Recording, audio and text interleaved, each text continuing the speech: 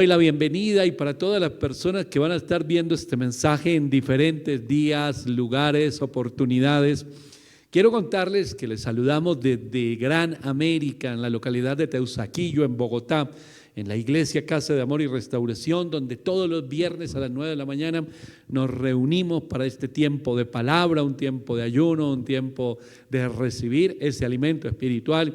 Y por supuesto también los domingos estamos en este lugar a las 9 de la mañana y en cada una de las sedes de Casa de Amor y Restauración, en los diferentes horarios donde nos congregamos todos los domingos, todos cordialmente invitados a asistir a Casa de Amor y Restauración. Y le voy a invitar a la palabra de Dios, al libro de Apocalipsis. Hemos estado toda una semana, desde el domingo, compartiendo sobre los mensajes que están aquí a cada una de las 7 iglesias, y hoy vamos precisamente con el último mensaje, que es el mensaje a la iglesia de la Odisea. Anoche tuvimos la oportunidad de compartir en la sede centro el mensaje a Filadelfia, es muy hermoso, y si usted no lo ha escuchado, allí en las redes sociales va a estar este mensaje, o está este mensaje para que lo puedan seguir, cada uno de los mensajes a las iglesias. ¿Qué importancia tiene estos mensajes del Apocalipsis a la iglesia de hoy? Una importancia total. La palabra de Dios nos dice en Hebreos que la palabra de Dios es viva y eficaz. Eso significa que cobra vigencia y que en cada momento y en cada tiempo está vigente. Esa vigencia tiene que ver con que las cosas cambian externas, la tecnología cambia, avanzamos en muchas cosas, pero la raíz del pecado es la misma, la guerra que se está viviendo espiritual es la misma, el enemigo es el mismo y los planes de Dios son los mismos. Así que aunque hayamos cambiado o cambien muchas cosas alrededor nuestro, o cambien muchas cosas en la sociedad, hay algo que no va a cambiar y es el tema espiritual. Por eso la palabra de Dios es viva y en cada momento está vigente. Y cuando vemos el mensaje a las iglesias, hermanos, yo sé que en el transcurso de esta semana, desde el domingo, estos 3 mensajes que se dieron allí en el centro y todo lo que hemos desarrollado, cada una de estas iglesias nos vemos reflejados nosotros un poco en las cosas buenas que dice el Señor, pero al mismo tiempo un poco en los errores que el Señor ve en la iglesia. Quiere decir que en este momento hay un mensaje específicamente a 7 iglesias, pero hoy es un solo mensaje para toda la iglesia. No es que haya 7 tipos de iglesia, sino que nosotros que componemos la iglesia somos parte de la iglesia, mejor dicho, somos la iglesia. Entonces ese mensaje nos tiene que exhortar, nos tiene que permitir ver en qué condición estamos y qué clase de creyentes somos. Y vamos a ir entonces al libro de Apocalipsis, capítulo 3, versículo 14 en adelante, donde está este mensaje a la iglesia de la Odisea. El título del mensaje de esta predicación hoy es Primero yo. El egoísmo, el estar buscando lo propio, el estar buscando siempre nuestro placer o nuestro gusto o nuestra comodidad nos lleva a nosotros a comportarnos de una manera, y lo vamos a ver en este mensaje.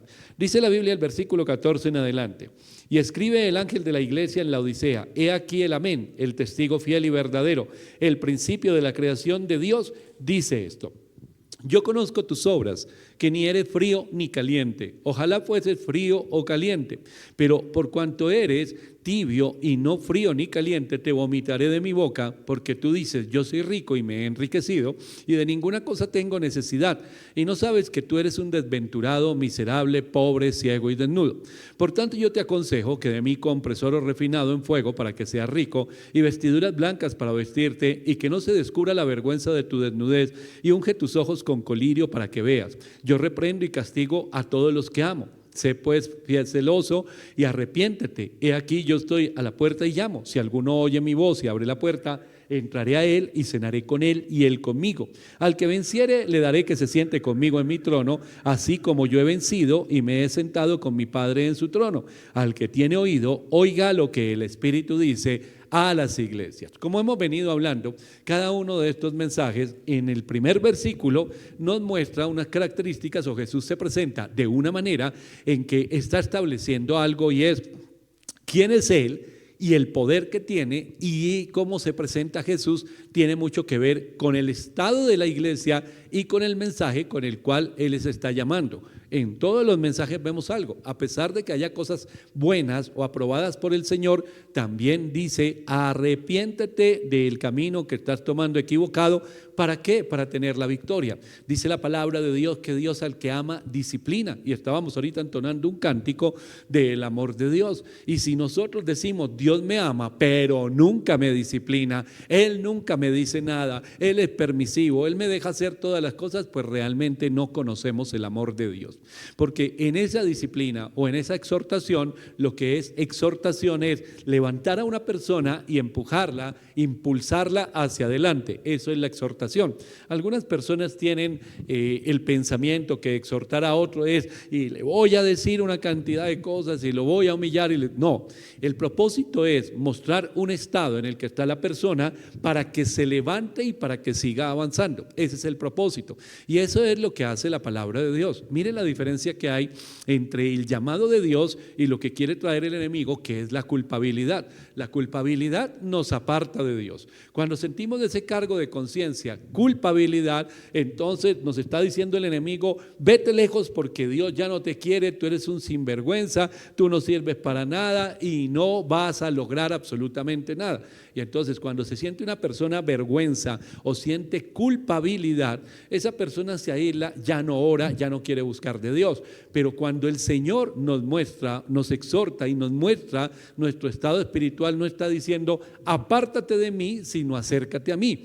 Y la manera en que lo dice en estos mensajes a las iglesias es: arrepiéntete, dale la espalda al mundo, dale la espalda al pecado, dale la espalda a la acción equivocada que estás haciendo y vuélvete a mí, ven, acércate. Esa es la gran diferencia que hay cuando sentimos que algo o viene del Señor o viene de parte del enemigo. Cuando una persona dice: ya no quiero orar, ya no quiero servir, me dijeron, el líder me regañó, el líder me dijo que me sentara y recibiera palabra, el líder o el pastor me habló muy fuerte. No es que se hable fuerte, es que las cosas se hablan como son.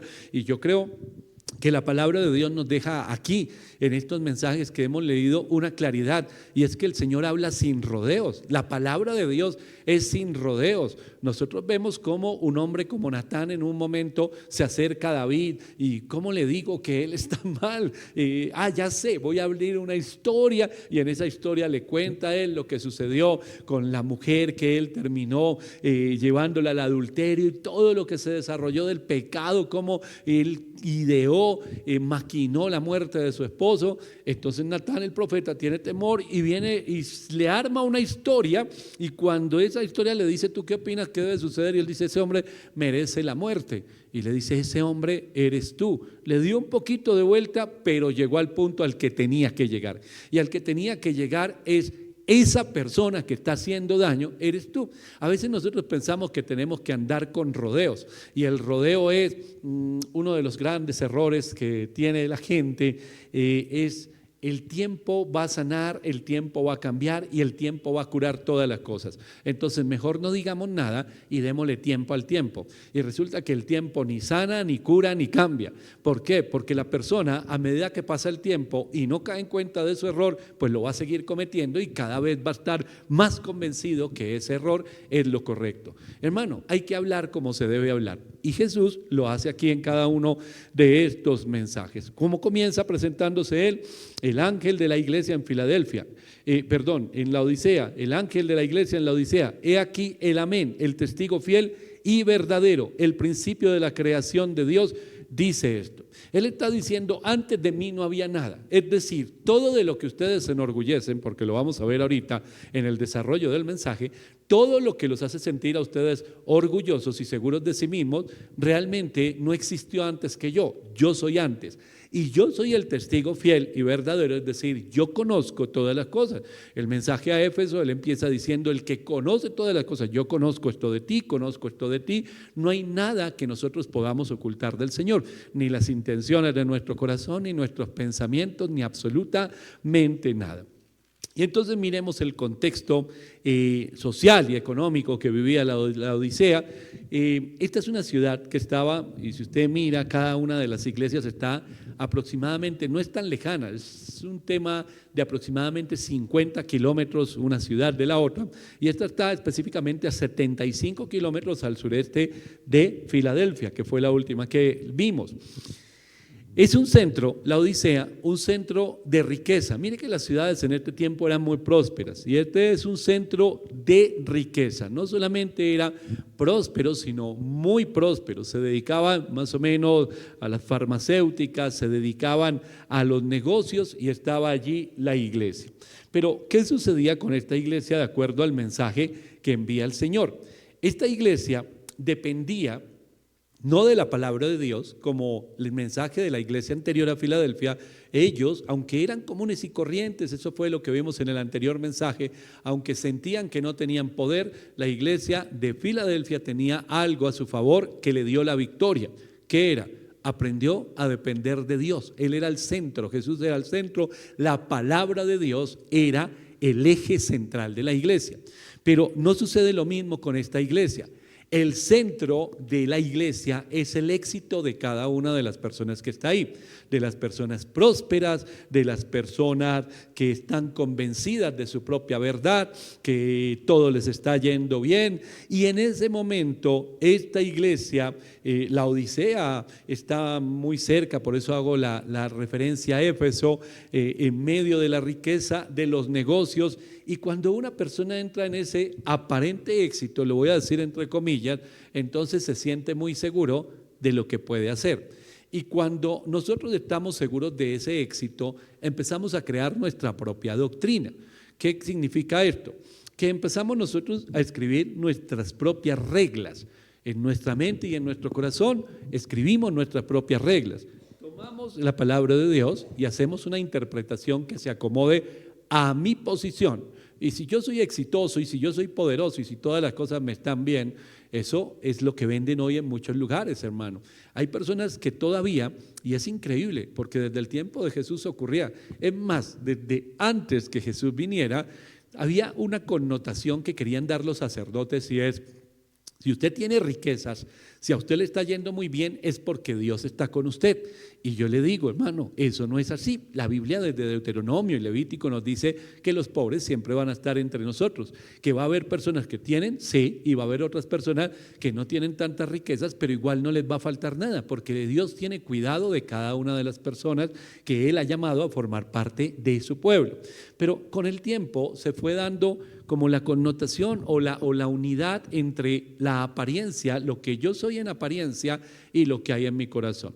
Si yo tengo riqueza, si yo tengo un buen auto, si yo soy un empresario exitoso, es porque Dios está conmigo. Hoy en día, hermano, en la radio muchas personas nos escriben, nos llaman y dicen: pero ¿por qué esta persona, si no es cristiana, si esta persona va a la iglesia, pero es sinvergüenza, está en adulterio, y por qué le va tan bien? Porque no tiene nada que ver una cosa con la otra, hermano. No tiene nada que ver, y si no tendríamos que decir: hombre, nosotros vivimos en una sociedad donde hay mucha corrupción y el tráfico de las drogas y todo esto. ¿Cuántos miles de millones de dólares se mueven, hermano, en todos estos temas de corrupción, de drogas, de armas, de sustancias? Los que viven vendiendo alcohol, esas empresas enormes que venden alcohol, que venden una cantidad de cosas que dañan a la sociedad, pero tienen mucho dinero. Entonces, ¿diríamos que Dios está con ellos por el dinero? No. Eso quiere decir que nuestra mirada se ha quitado del Señor y la hemos puesto en algo terrenal, en algo que dice el Señor desde este versículo 14, en algo que fue creado por Dios con un propósito, pero se torció ese propósito y entonces ahora se ama más la creación, dice el apóstol Pablo a los romanos, porque empezaron a adorar no al creador, sino a lo creado. Y entonces se desviaron a su propia visión. Y nosotros, ¿qué vemos hoy en la sociedad? Se adora más la creación. Entonces el Señor le dice a esta gente: ustedes dependen de su éxito, y como dependen de su éxito, a pesar de que son iglesia, han creado su propia doctrina. Y cuando una persona crea su propia doctrina, esto es lo que sucede. voy a ir a la iglesia el domingo, a Casa de Amor y Restauración, a Gran América, y entonces llego y oro al Señor y estoy bien.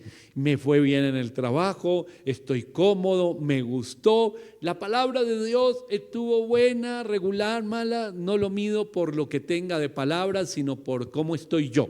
Y entonces digo, estoy divinamente. Pero un día vengo a la iglesia y al lunes siguiente mi trabajo se pone patas arriba.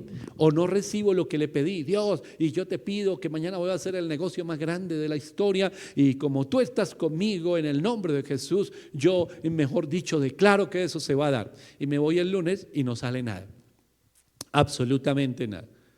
Entonces, cuando ya no me funciona, cuando ya no hizo Dios lo que yo quería que hiciera, me desanimé.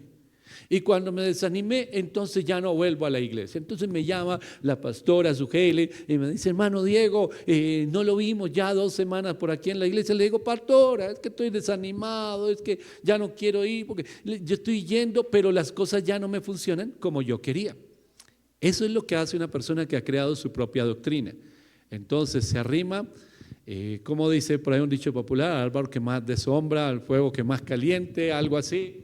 Hermano, siempre está arrimándose a lo que está cómodo. Entonces, esto ya no me funcionó.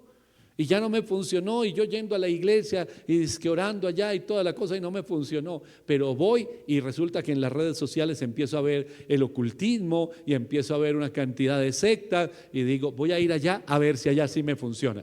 Entonces cuando vaya, llego con mis propias reglas, el día que me funciona, entonces digo, amén, aleluya, esto me gusta, pero el día que no me funciona, entonces le doy la espalda, no a la pastora Sugeli, no a la iglesia, le doy la espalda al Señor. ¿Y cómo se llama eso, hermano? El apóstol Juan lo dice por allí en sus cartas cuando habla de los que retroceden. Hebreos, el autor de la carta a los Hebreos dice, nosotros no somos de los que retroceden. Y Juan lo dice de esta manera, los que se fueron fue porque nunca estuvieron. Es decir, una persona que tiene un encuentro con el Señor, que está firme con el Señor, nunca se va a apartar de Él. ¿Por qué? Porque hay una comunión, lo conoce, hay comunicación y hay conocimiento. Yo lo conozco, Él me conoce. Puede haber momentos difíciles, tormentas, situaciones complicadas, pero estoy firme con el Señor. Pero una persona que nunca le ha conocido es la persona que da la espalda al Señor y que se va. Esos son los que Juan dice, se fueron, pero en realidad fue que nunca estuvieron. Y hay muchas personas hoy que nunca estuvieron, pero algunos dirán, pero si nunca estuvieron, ¿cómo me va a decir, pastor, que no estuvieron? Si yo los veo yendo a la iglesia, que han cambiado de congregación o han dejado de ir un tiempo, pero ahí están con el Señor. No, no están con el Señor. Y no están con el Señor porque están viviendo una vida falsa. Cuando en su corazón hay una propia doctrina, ellos están velando por su interés. Si esto me funciona, bien. Y si no, no tengo ningún lío en darle la espalda. Eso están haciendo ellos con la palabra de Dios y están haciendo con el Señor. En apariencia todo está bien, pero en su interior, su vida espiritual es equivocadísima. Mejor dicho, de punta a punta, contrario a lo que el Señor ha establecido. El libro de los Proverbios dice algo en el capítulo 23, en el versículo 7. Porque ¿cuál es su pensamiento en su corazón? Tal es él. ¿Qué significa esto? El corazón del que tanto nos habla la Biblia, las intenciones del corazón y todo, estamos hablando de lo almático. Y entonces en el corazón está el impulso. Hay algo que nos impulsa a nosotros, que nos motiva cada día y que nos impulsa a hacer las cosas. Yo me levanto cada mañana y miren que hay una diferencia enorme entre si me levanto con gozo y me alisto, me organizo con gozo y arranco para mi trabajo y tengo gozo de llegar a mi trabajo porque me gusta lo que hago, porque quiero llegar, quiero aprender, quiero poner de mi parte, estoy gozoso en mi trabajo y estoy desde las 8 de la mañana hasta las 5 de la tarde, no estoy pensando en salir, está muy lento el día, nada que son las 5, ya faltan 10, ya faltan 20, ya me estoy alistando para irme. No, tengo gozo y estoy haciendo. No estoy ni siquiera mirando los horarios y a veces a uno se le pasa el tiempo, pero estamos como enfocados en lo que estamos haciendo. Es muy diferente a la persona que se levanta, me toca y tengo que ir y son 8 horas allá y desde las 8:15 ya está mirando a qué hora son las 12 para ir a almorzar y cuando llega el almuerzo cuenta minutos, segundo tras segundo a que sean las 5 para irse. La intención es diferente, es muy diferente la intención. Y lo que los mueve es la motivación. El de uno puede ser poner al servicio de otro lo que Dios le ha dado y en el otro simplemente que llegue la quincena y me paguen un sueldo. La motivación es diferente. Y nosotros tenemos motivación para todo, nos movemos por algo. Cuando vamos a la iglesia vamos por algo, tenemos una expectativa, algo estamos buscando, algo queremos. ¿Qué es lo que usted quiere? Cada uno se lo va a responder, hermano. Entonces, cuando yo creo mi propia doctrina, mis propios principios, mi propia ley en mi corazón, yo me ajusto a esa ley, a esos principios, a esas motivaciones y me muevo por ello. Voy a la iglesia, la palabra de Dios es una, los planes de Dios son unos, el propósito de Dios es uno, pero yo voy por un camino alterno. El camino de Dios está allá y yo estoy acá. Aunque voy a la iglesia, quiero hacer las cosas como quiero, como me conviene, a mi manera, cuando yo quiero, en el momento que lo quiero, en la manera que lo quiero. El día que no me funcione, entonces desecho y ya con usted no, usted me cae mal, usted esto, usted lo otro, yo no necesito a nadie.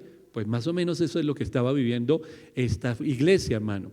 Y esta iglesia era una vida, esa vida espiritual, era apariencia, era una iglesia falsa, centrada ¿en quién? En ellos mismos, pero no estamos hablando de una comunidad, estamos hablando de una manera individual. Y en esa manera individual es que en este lugar nos podemos reunir 200 personas y cada uno está buscando lo suyo. Así lo dijo Pablo cuando lo abandonaron algunos hombres. Cada uno se fue buscando lo suyo. Unos se entretuvieron por el camino, otros de aquí, otros allá, y cada uno estaba buscando lo suyo. Esa es una iglesia centrada en el hombre. Y entonces una iglesia centrada en nosotros mismos, donde yo tengo mis expectativas personales, mi visión personal, mis ideas, mis proyectos, mis propósitos, una iglesia que yo creo cómo debe ser, entonces lo que hace es que voy a utilizar a Dios, voy a tratar de utilizar su palabra y voy a tratar de utilizar las personas que hay a mi alrededor para llevar a cabo mi plan. Entonces me voy a convertir en una persona no solamente falsa, hipócrita, sino además manipuladora, con tal que yo logre lo que yo quiero lograr. Punto. No me interesa nada más. La iglesia de Diego García está centrada en sí mismo y todo el mundo no interesa. No interesa lo que Dios dice, ni el bien común, nada de eso, sino solo lo individual. Solo yo, primero yo. Los demás son lo último. No pienso en ellos, no pienso en el servicio, no pienso en la voluntad de Dios, nada de eso pienso. Solo pienso en las cosas a mi manera. Pero cuando eso sucede, el Señor utiliza, vuelvo y le repito, palabras muy directas. Él no se va ni por las ramas, ni con disimulo, ni con doble sentido. No, Él dice palabras claras. Dice la Biblia que eres un, ¿cómo? Dice el versículo 17. Desventurado, miserable, pobre, ciego y desnudo.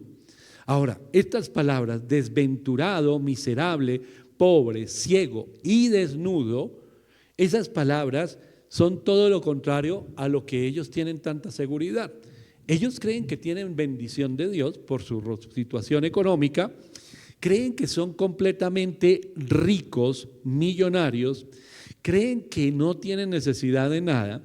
Creen que ven muy bien, como estos se movían en temas de la salud, del tema farmacéutico, vendían en ese tiempo mucho los colirios, los temas para los ojos, por eso el Señor les habla de esto, les dice que son ciegos y se movía mucho el comercio de las telas y entonces el Señor les dice, se visten tan elegantes y todo, pero en realidad están como desnudos, eso es lo que ustedes están.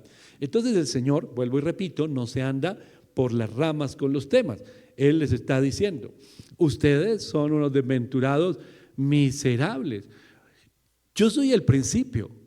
Todo lo que existe, estoy yo antes que todo eso. Y ustedes le están dando gloria a esas cosas. Les decía que la pensamiento equivocado.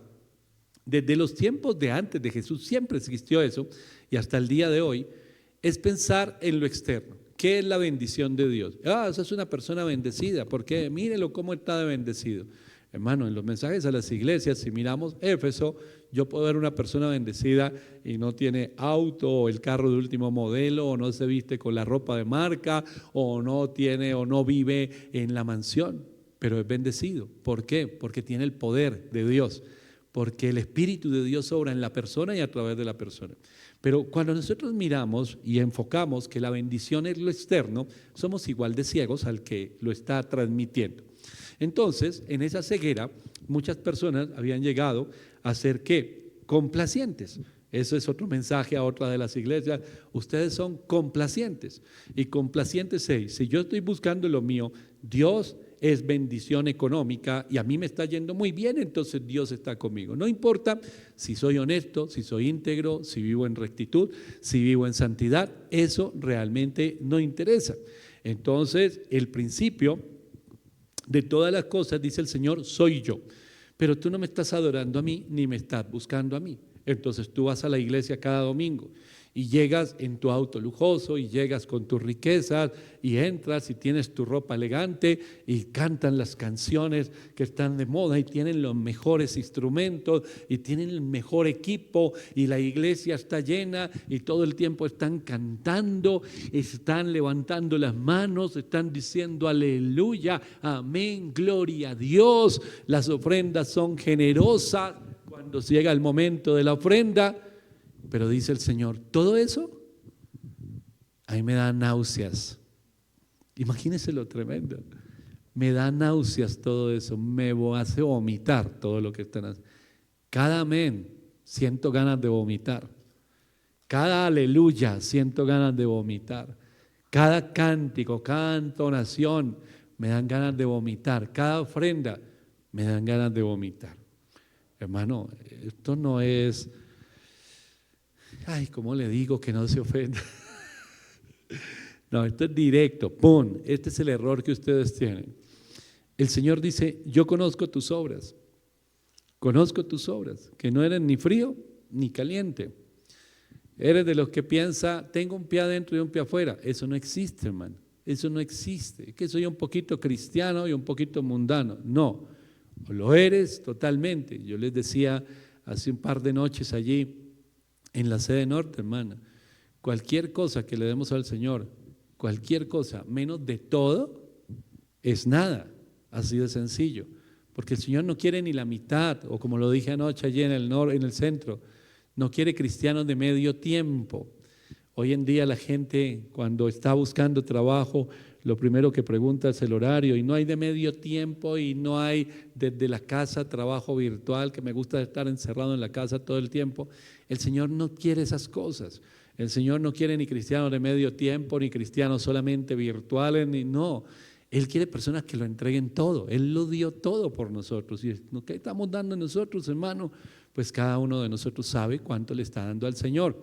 Pero a esta iglesia le dice, yo conozco tus obras, que ni eres frío ni caliente, ojalá fuese frío y caliente. Había una connotación geográfica, donde estaba esta iglesia de la Odisea. Por un lado había una ciudad, hermano, donde brotaban, nosotros conocemos aquí en algunos lugares los termales, ¿no? Muy cerquita aquí en Boyacá, en Paipa, todo esto, los termales, la cosa, el agua que brota y es caliente. En otro lado de esta ciudad, de la Odisea, había un lugar que está también en la Biblia, una de las cartas que escribió Pablo es a esa comunidad, y el agua era muy fría, y el agua bajaba porque era como un valle, y el agua bajaba y se encontraba lo caliente con lo frío, más o menos en la Odisea. Y entonces, cuando se encuentra lo caliente con lo frío, ¿en qué se convierte? En tibio. Hermano, usted ve, aquí hay una botellita de agua, está el clima, no está ni siquiera fría. Yo voy hablando, voy tomando el agua. Si estuviera haciendo ejercicio, si estuviera un día soleado, usted llega y ¿a dónde busca el agua? En la nevera, va allí al almacén, al Ara, al Oxxo, a la panadería, donde sea, un agua bien fría, ¿verdad? Porque usted quiere calmar la sed, bien fría, o al clima. Pero usted ha tomado agua tibia. No es agradable el agua tibia. El agua tibia no es agradable. y genera en cada uno, en nuestro cuerpo, genera una sensación. Es como usted se la toma y es como si se le fuera a devolver todo, hermano. Eso hace el agua tibia. El agua tibia no es agradable. O es fría o está el clima, pero el agua tibia no funciona. Hermano, el Señor está diciendo que esta gente generaba en él esa sensación. Por cuanto eres tibio y no frío ni caliente, te vomitaré de mi boca. Esas alabanzas no son como debían ser. Me generan náuseas, me dan ganas de vomitar cuando las oigo. Así de feo cantamos. No, puede cantar muy lindo, pero la intención de su corazón es horrible delante de Dios, porque no se ha afirmado, no ha tomado una decisión. Entonces nos convertimos en complacientes por la vida de riqueza, y eso tiene que ver con la autosuficiencia, lo que viene desde Génesis 3, lo que vendió el enemigo: autonomía y autosuficiencia. Y cuando hablamos de autonomía y de autosuficiencia, hermano, estamos desviados, totalmente desviados. Autonomía y autosuficiencia quiere decir que nos cortamos ese vínculo o no establecemos ese vínculo con el Señor para aprender a depender de Él. Y es en un instante el que el enemigo nos vende la idea y nos engaña y nos confunde para sentirnos nosotros autosuficientes. Entonces habla el Señor aquí y les habla de la ceguera. Ellos eran ciegos espirituales, hermano. Ellos pensaban que vivían en victoria, que vivían triunfantes, porque se manifestaban todas las cosas que ellos habían logrado. Y créame, hermano, y déjeme decirle que el éxito terrenal no es el propósito de Dios. El éxito terrenal no es el plan final de Dios, sino que nosotros estemos, por eso dice cada uno de estos mensajes: al que venciere le daré, y cada una de las características, que sea columna, que esté sentado conmigo, que tenga la corona, que gobierne. Estamos hablando de la nueva vida en Cristo en el momento en que Él gobierna. Entonces el Señor nos dejó botados aquí, ¿y será que no le importa nada? Claro que le interesa. Anoche que leíamos el tema de la iglesia de Filadelfia, hermano, ¿le interesa al Señor? Sí, pero no es el fin mismo. Diego, todo el plan de salvación, todo lo que se escribió desde el libro de Génesis, todos los planes y propósitos de Dios solo tienen un final o una meta: que tú seas feliz en la tierra y que tengas éxito y tengas dinero y tengas riqueza. No, ese no es el fin. El fin es una vida eterna con Cristo. ¿Que por el camino Él nos permite disfrutar de la añadidura? Claro que sí, pero la añadidura nunca será el fin mismo. O sea, que la persona que hoy de pronto me está escuchando este mensaje o que lo va a escuchar, que la persona que está en la casa diciendo: yo por allá no volví porque no me estaba dando lo que yo quería, quiere decir que es de esos tibios, que está usando o quiere usar a Dios para alcanzar unas metas muy personales. Pero ¿cuál es la voluntad de Dios? Para los que piensan que solo es éxito, poder y que fuimos creados, mejor dicho, para hacer lo máximo, pues no sé qué pensarán cuando leen el libro de los Hechos, de las torturas, la persecución, las apedreadas, los latigazos. Y si mirara la vida de estos discípulos del Señor y la cantidad de mártires que hubo en este primer siglo en la iglesia, se leyera la historia de la iglesia, cómo eran llevados al Coliseo romano, cómo eran torturados, cómo los líderes espirituales fueron muertos, fueron crucificados, fueron quemados, fueron destruidos. Todo con la presión de nieguen su fe, y no negaron la fe.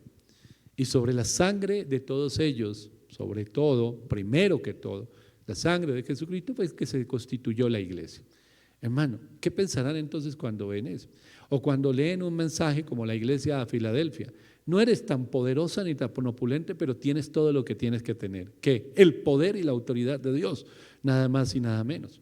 Pero cuando vivimos una vida falsa, cuando vivimos una mentira, hermano, entonces pensamos que tenemos la razón. Y entonces Dios establece y dice: bueno, el ciego espiritual cree y dice, esta es mi verdad, esta es mi interpretación. Yo nací para ser exitoso, yo nací para ser poderoso, yo nací para ser libre, yo nací para esto, yo nací para lo otro. Eso dice el ciego espiritual y no acepta nada contrario. Y no aceptar nada contrario es, todo se va a establecer de acuerdo a lo que yo digo. No acepta la voluntad de Dios. No acepta cuál es el propósito de Dios. Las metas de Dios no son mis metas. Las metas de Dios no son mis propias metas. Las metas de Dios no son, el camino de Dios no es mi camino. Así que, mis hermanos, cuando nosotros tomamos esa actitud es porque somos esos ciegos. Pero un ciego espiritual, y esto lo explicaba de una manera muy buena en un libro el pastor Paul Tripp, él dice, un ciego físico, cuando pierde su vista o si nació ciego, hay todo un proceso para que los otros sentidos se agudicen. Y entonces busca la manera y hasta el tiempo en que vivimos hoy para vivir una vida prácticamente normal, ¿verdad? Entonces la Biblia en braille, los libros en braille, tienen su trabajo, desarrollan los sentidos, el oído lo tienen muy bien desarrollado y todo esto no para que reemplace la vista, pero sí para complementarse y poder vivir una vida normal. Entonces el ciego natural, dice el pastor Paul Tripp, está ejercitándose para llevar esa vida normal. Pero el ciego espiritual, el problema que tiene es que no reconoce su ceguera. Y si no reconoce su ceguera, no quiere ejercitarse, no quiere ver, no quiere ser transformado, no lo desea. ¿Por qué? Simplemente se convirtió en una persona terca, hermano. Hablar con una persona terca, el Señor prueba nuestra paciencia cuando se habla con una persona terca. Y el ciego espiritual es una persona terca, completamente terca. Entonces, el ciego espiritual no tiene sensibilidad a la voz de Dios, porque tiene su propia verdad.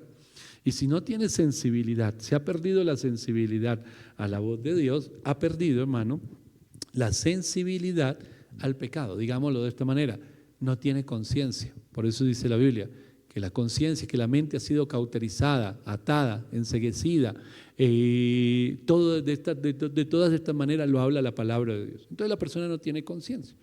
Entonces es algo que está, pero no está, que existe, pero no sirve para lo que debería servir.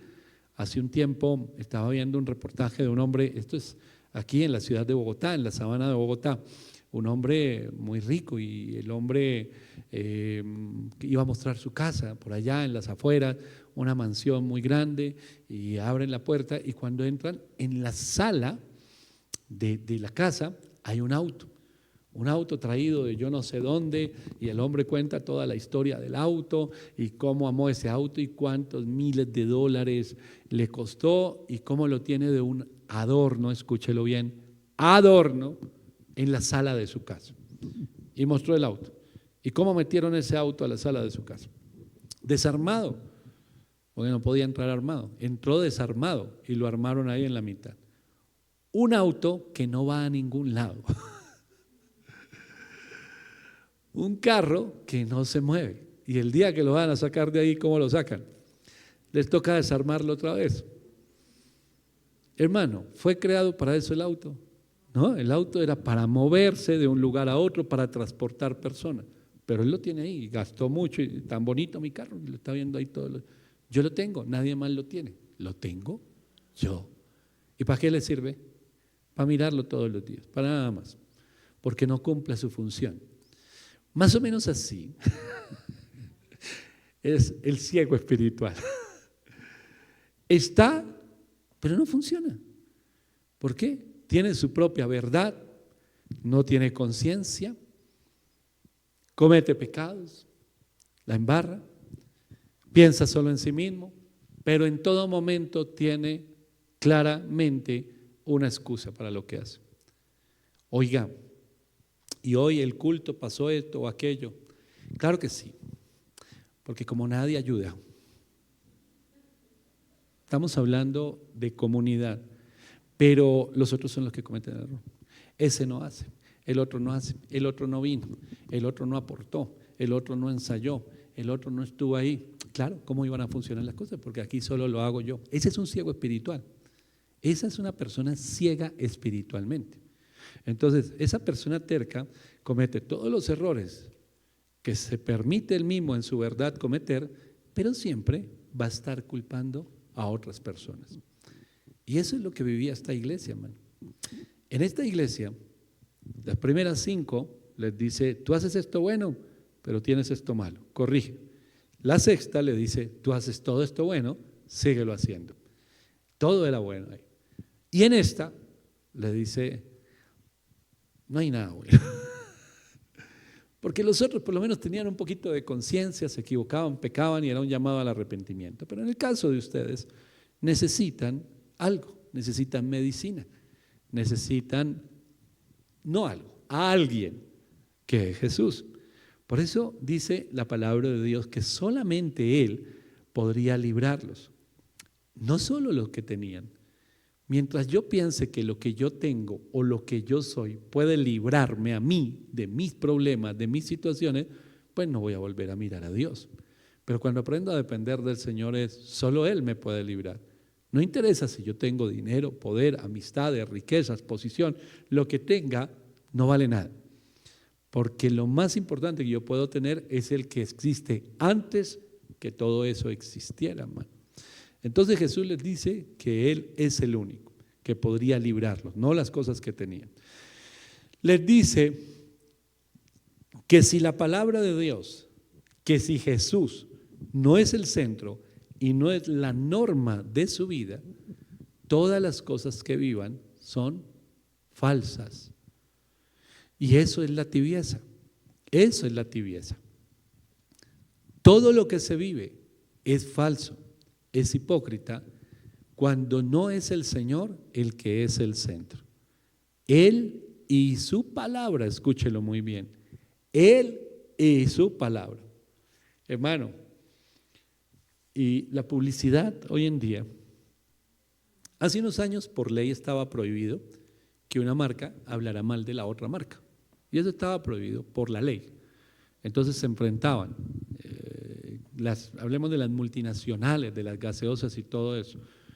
Conocemos 2 marcas que siempre han estado enfrentadas en la publicidad. Las cadenas de comida rápida estaban enfrentadas en la publicidad.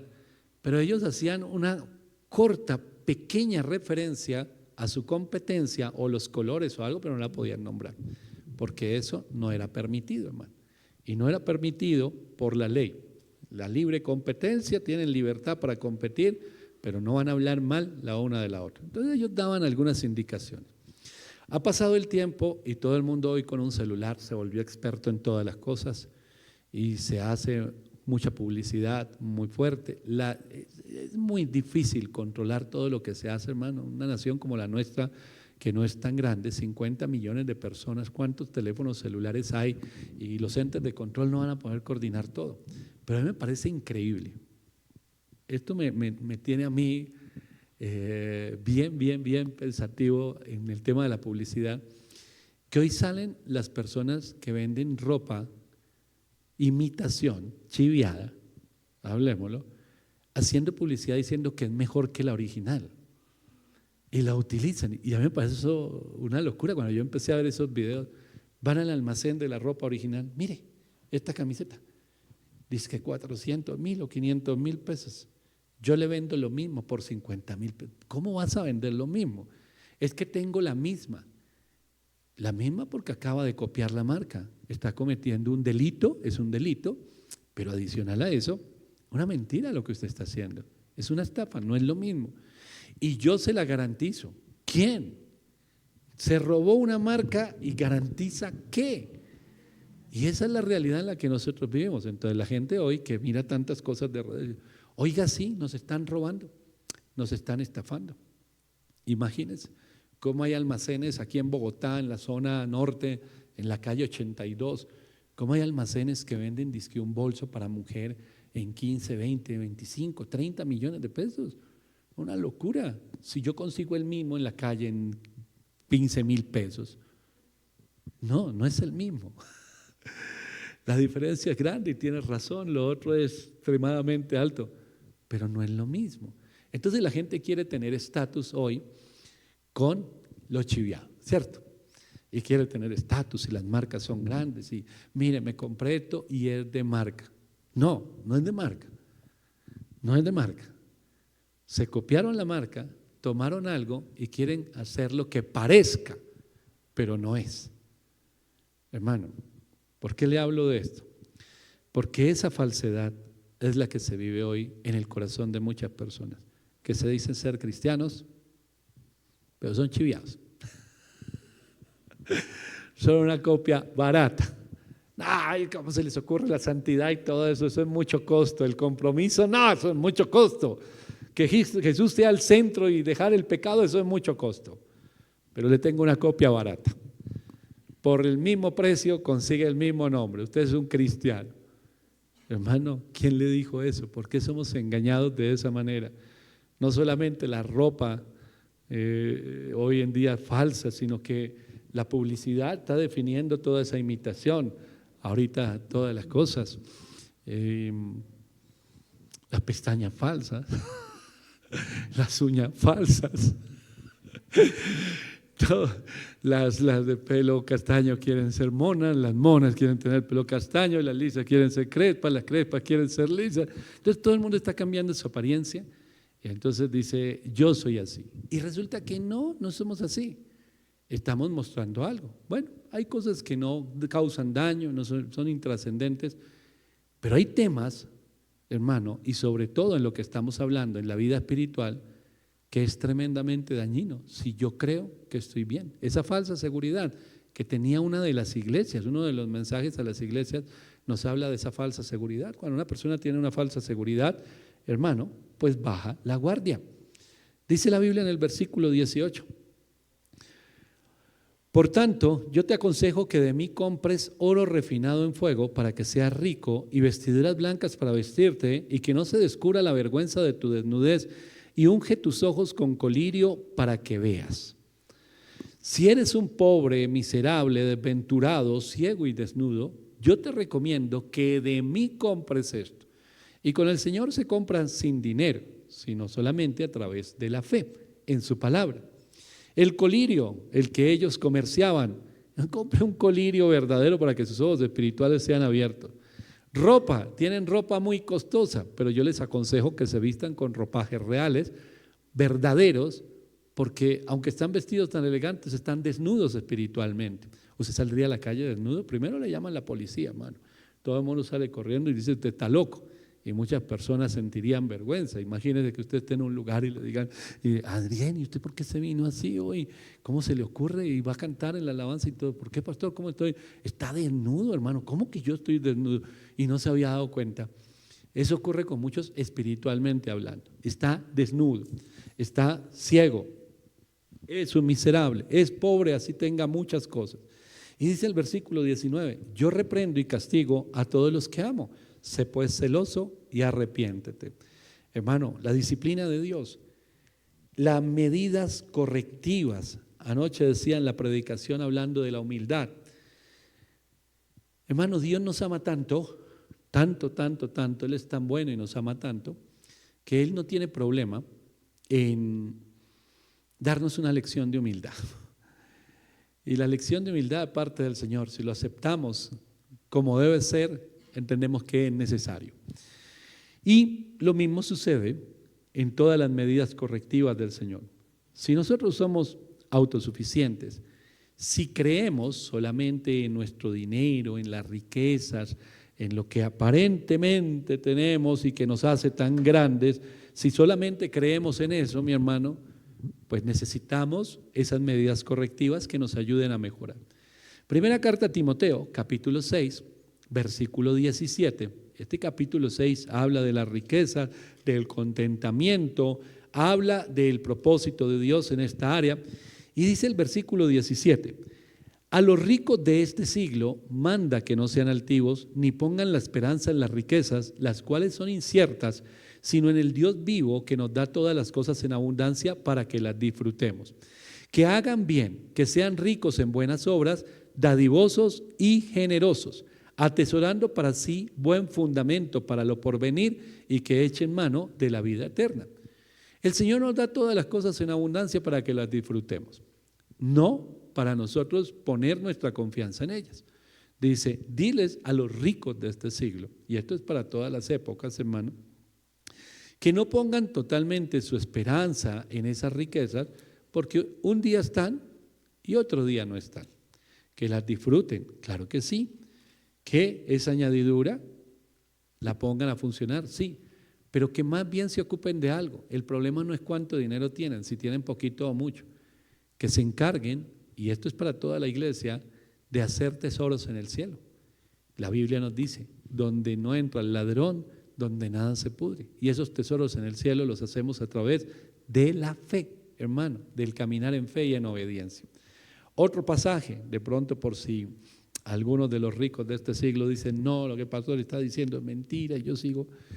Dice la Biblia en el capítulo 5 de la carta de Santiago, el versículo 1, y tienen algunas Biblias como título, contra los ricos opresores, y dice, vamos ahora ricos, llorad y aullad por las miserias que os vendrán. Vuestras riquezas están podridas y vuestras ropas están comidas de polilla. Vuestro oro y plata están enmohecidos y su moho testificará contra vosotros y devorará del todo vuestras carnes como fuego. Habéis acumulado tesoros para los días postreros. He aquí, clama el jornal de los obreros que han cosechado vuestras tierras, el cual por engaño no les ha sido pagado por vosotros, y los clamores de los que habían cegado han entrado en los oídos del Señor de los ejércitos. Habéis vivido en deleite sobre la tierra y sido disolutos. Habéis engordado vuestros corazones como el del día de matanza. Habéis condenado y dado muerte al justo, y él no os hace resistencia. Está diciéndole a los ricos opresores, y se utiliza esta palabra la Biblia, pero no es que la riqueza sea mala. Le está hablando a los que se aprovecharon de otros, los engañaron, los robaron, les mintieron, los esclavizaron, y está diciendo, un día el clamor de esas personas llega hasta la presencia de Dios, y ahí es donde va a venir el lloro para estas personas. Timoteo dice, háganse tesoros donde se los deben hacer, en el reino de los cielos. Santiago dice, hay muchas personas que usted ve aparentemente en riqueza y en opulencia, pero tarde o temprano el Señor va a venir a traer lo que cada uno ha sembrado. Hermano, la Biblia dice en Eclesiastés que al que agrada a Dios le da sabiduría, ciencia y gozo, y al que no le agrada a Dios le da el trabajo de acumular mucho. ¿Para qué? Para que un día se lo entregue al que agrada a Dios, hermano. Entonces, cuando una persona o una iglesia o un individuo o una familia ponen su esperanza solamente en lo que tienen, hermano, voy a la iglesia, ¿qué están buscando? Si su esperanza solo es dinero, propiedades, riquezas. Escuché alguna vez un hombre que me dijo, hermano Diego, por aquí en esta congregación hace muchos años, un empresario, hermano Diego, usted ha luchado mucho con su empresa y está pasando un momento difícil, yo le voy a enseñar a orar.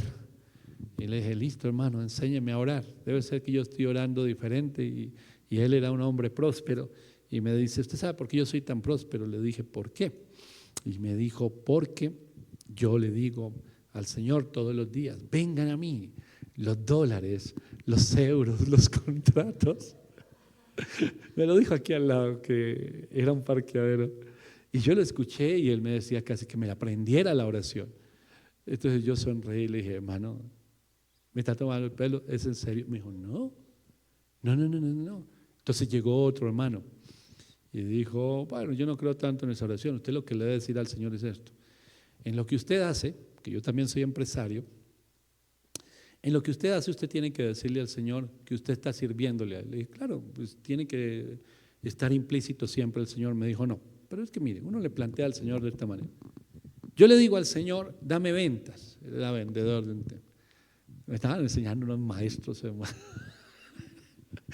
Yo le digo al Señor, dame las ventas. Y cuando yo voy, entonces le hablo algo de Dios a las personas, les predico. Le dije, no, eso está muy bien hecho. Pero le digo al Señor antes, Señor, entrégame el alma de esa persona, pero que me compre. Entonces el negocio es las almas para ti, el dinero para mí. Entonces yo les dije, muchas gracias hermano, mejor sigo leyendo. Muchas gracias por sus recomendaciones. Mejor sigo leyendo la Biblia. Hermano, Cuando una persona pone su esperanza y llega a hacer tipos de oraciones como estas, el Salmo 37 y 73 nos habla muy bien. Ay, por poco caigo, dice el salmista, tenía envidia del que prospera, pero después entendí la caída de ellos. Si yo pongo mi esperanza en las cosas terrenales, entonces un día voy a tratar de usar a Dios para lograr mi cometido.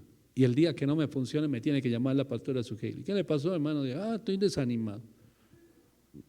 Estamos haciendo pataleta. Si Dios me da plata y me va bien en el trabajo hoy, si no, no. Si las cosas salen como yo quiero, voy a la iglesia, y si no, no.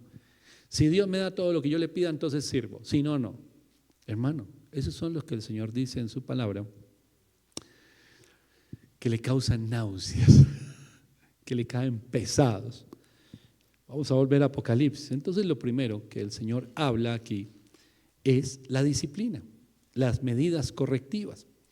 Y esas medidas correctivas son necesarias, hermano.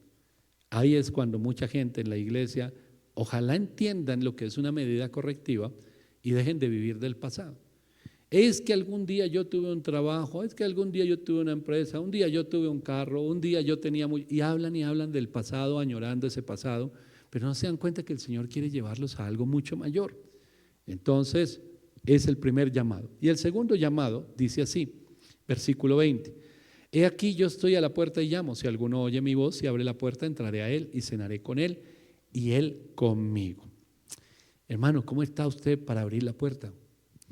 Porque a veces estamos muy ocupados, muy ocupados para abrirle la puerta al Señor. Este mensaje es a una iglesia, no es a inconversos. A veces pensamos que el Señor, oigan inconversos, arrepiéntanse porque el Señor está que llama a la puerta de su corazón para entrar y cenar con ustedes. No, está hablándole a la iglesia que está demasiado ocupada, creciendo en opulencia, en riquezas, en poder, pero se ha olvidado de Él. Está hablándole a esa iglesia que convirtió el cristianismo, y aquí sí hablo de nuestra época, en una moda. Hoy en día pareciera una moda ser cristiano.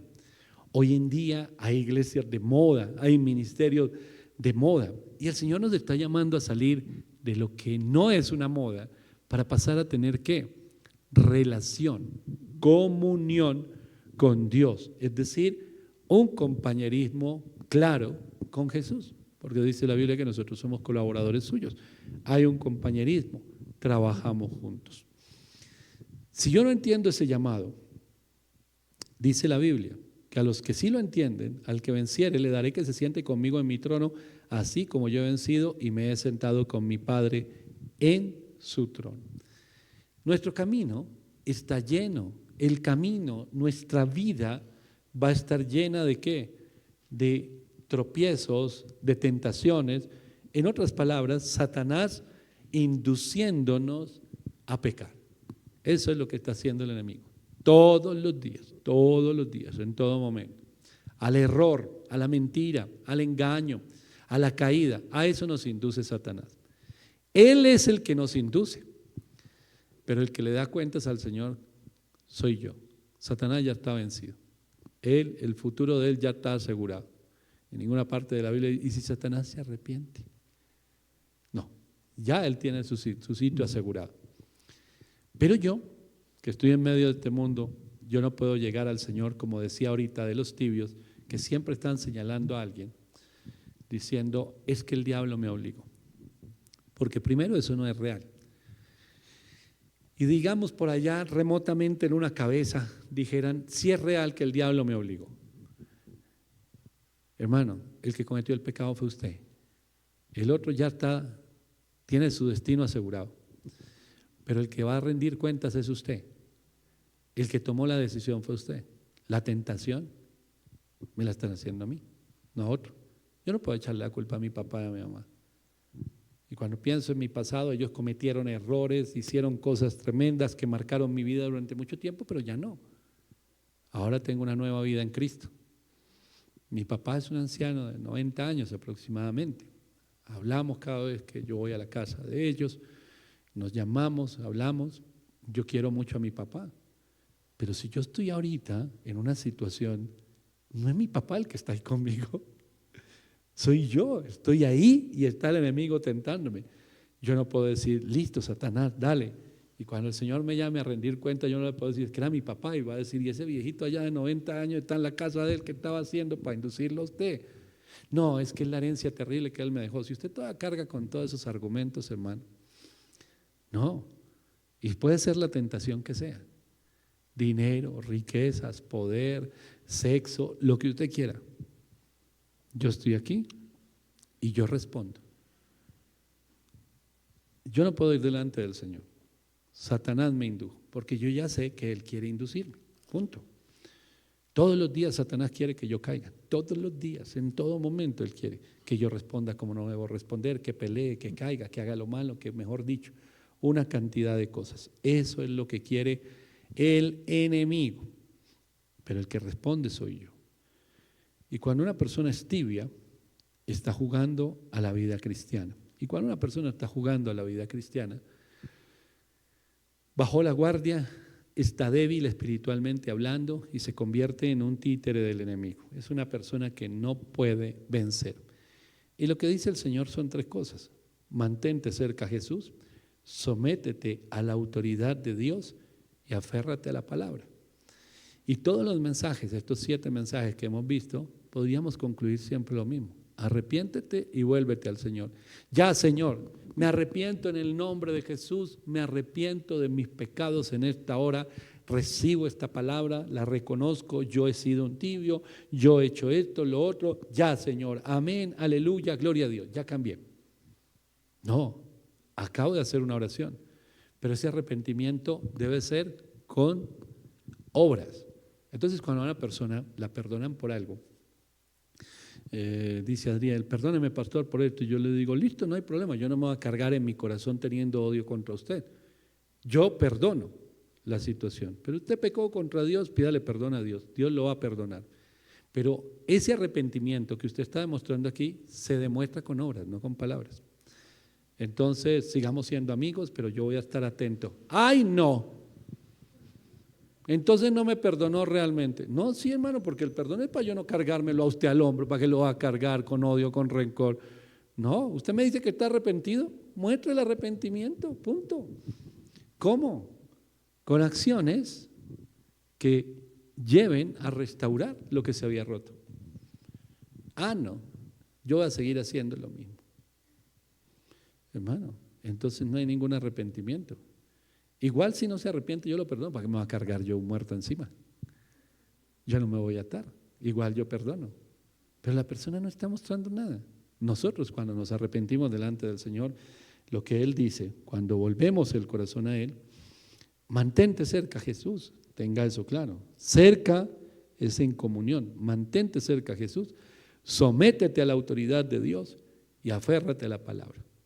Si no hay eso, no hay nada. Absolutamente. Y ese es el llamado para todos los que estamos en este lugar y están escuchando este mensaje. Yo lo voy a invitar que incline su cabeza y vamos a orar. Y damos por finalizado así estos mensajes, repasar estos mensajes a las 7 iglesias, que es tan relevante para nuestro tiempo, reflexionar, recibir la palabra y examinarnos a nosotros mismos. Un tibio, el amén de un tibio, la alabanza de un tibio, las manos levantadas de un tibio, los aleluyas de un tibio, no son otra cosa sino algo que le causa náuseas al Señor. Son para Él como algo que lo hace vomitar. Y es muy dura esa palabra, muy dura, quizá de lo más duro que hay en estos mensajes. Pero es el Señor estableciendo algo. Hay una norma y hay un principio. Y tú no puedes vivir como tú quieres.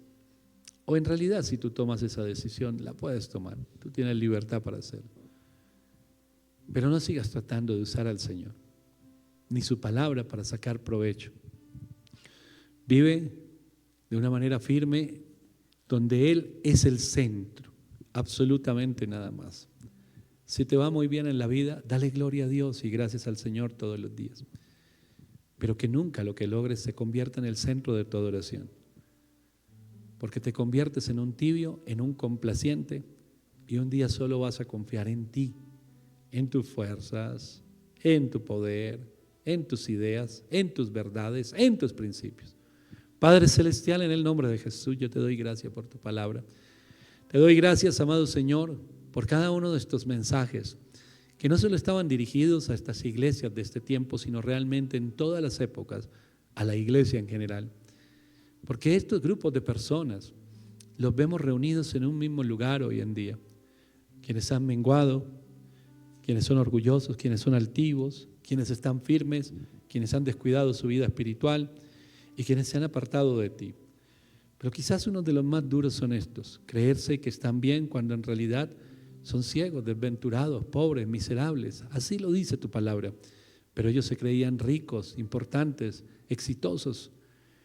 Y no hay como otra atadura como esta, y es creernos las mentiras de Satanás. Cuando Satanás nos hace creer que todo lo que estamos haciendo, todo está bien, todo está correcto, todo está perfecto. Pero cuando viene tu palabra, Señor, y nos muestra como un espejo nuestra realidad espiritual, tenemos que reconocer que debemos dar la espalda al pecado, a las mentiras del enemigo y restaurar la relación contigo. Es muy duro, Señor, que tú nos dijeras a nosotros, tus alabanzas, tus oraciones, las vomitaré. Para mí son desagradables. Cada vez que dicen amén, cada vez que dices aleluya, me dan ganas de vomitarlo. Porque tú eres una persona que no eres ni frío ni caliente. Eres tibio. Eres tibio. Conoces la verdad, pero eres complaciente con la mentira. Conoces la palabra, pero eres complaciente con la mentira del enemigo, con el mundo. Señor, ayúdanos y fortalécenos para tomar decisiones firmes, para mantenernos firmes en la fe, firmes en la fe. Yo te doy gracias, amado Señor, por la obra maravillosa que tú perfeccionas en nosotros, en cada uno de nosotros. Esa obra que tú comenzaste, esa obra que perfeccionas y esa obra que nos llevará a ser ese pueblo en victoria. Al que venciere, tú nos estableces el camino, nos das la fortaleza, nos guías, nos das todas las herramientas que necesitamos, pero la carrera la debemos llevar nosotros. Tú no lo vas a hacer por nosotros, tú ya abriste el camino, tú fuiste delante, Jesús, abriendo camino y venciste. Y por eso nos recuerdas algo, sí se puede vencer, sí es posible vencer. Gracias por no desampararnos. Gracias, amado Señor, por no desampararnos. Gracias, Señor, por no soltarnos, por no abandonarnos. Gracias por hablarnos todos los días de muchas maneras, Señor, pero siempre llevando el mismo mensaje. Te necesitamos, Dios, y tú eres el centro de todo en nuestras vidas. En el poderoso nombre de Jesús, te doy gracias, Señor. Amén y amén. Gloria a Dios. Cada uno de estos mensajes, mi hermano, debe convertirse en un tiempo de reflexión, en un momento de oración, para nosotros poder comprender cuál es la buena, agradable y perfecta voluntad de Dios para nuestras vidas y, por supuesto, vivir en esa buena, agradable y perfecta voluntad. Amén. Vamos a orar en esta hora por los diezmos, ofrendas,